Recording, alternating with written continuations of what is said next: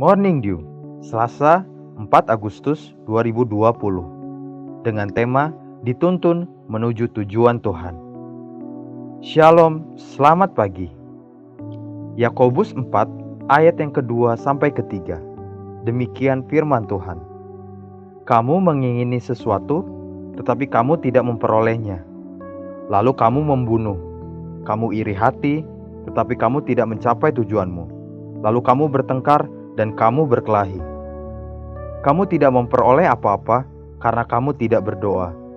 Atau kamu berdoa juga, tetapi kamu tidak menerima apa-apa karena kamu salah berdoa. Sebab yang kamu minta itu hendak kamu habiskan untuk memuaskan hawa nafsumu.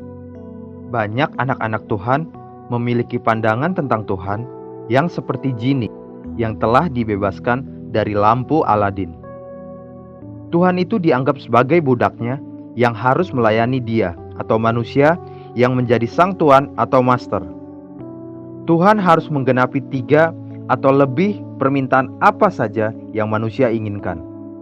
Sebab manusia adalah sang tuan dan Tuhan dianggap sebagai pelayannya. Inilah penyesatan yang sering membuat anak-anak Tuhan menjadi kecewa, dan tidak sedikit yang meninggalkan Tuhan karena harapan-harapan yang tidak tergenapi. Coba perhatikan kembali firman Tuhan yang barusan kita baca sekali lagi. Kamu mengingini sesuatu, tetapi kamu tidak memperolehnya.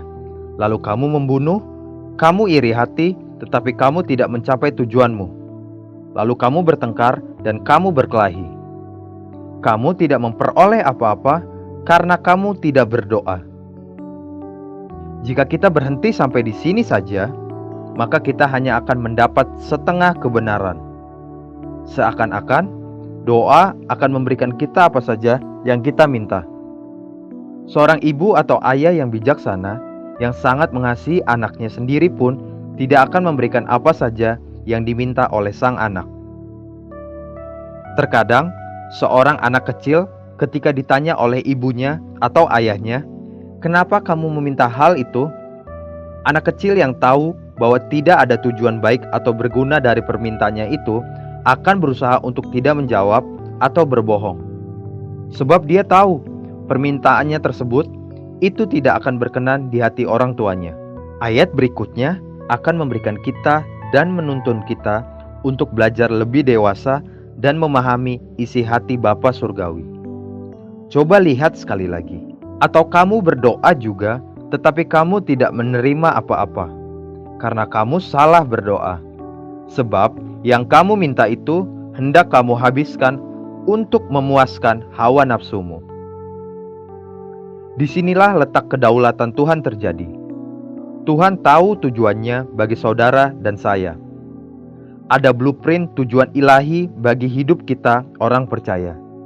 Jika ada doa-doa kita yang tidak atau belum dianugerahkan, artinya entah memang waktu Tuhan belum sampai, atau itu memang bukan kehendak Tuhan bagimu dan bagiku.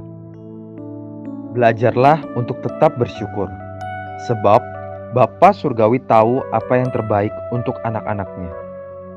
Ketika seorang anak balita dibawa untuk menerima imunisasi dari seorang dokter anak, semua anak akan menangis ketika menerima injeksi jarum suntik dan meminta orang tuanya untuk menghentikan sang dokter.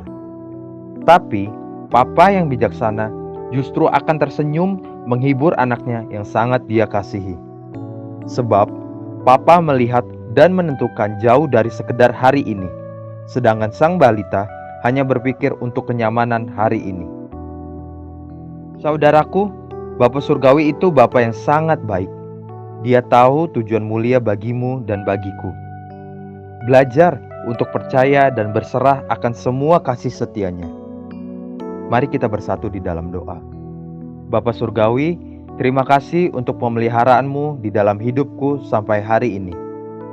Aku percaya hidupku aman dalam tuntunan dan perlindunganmu.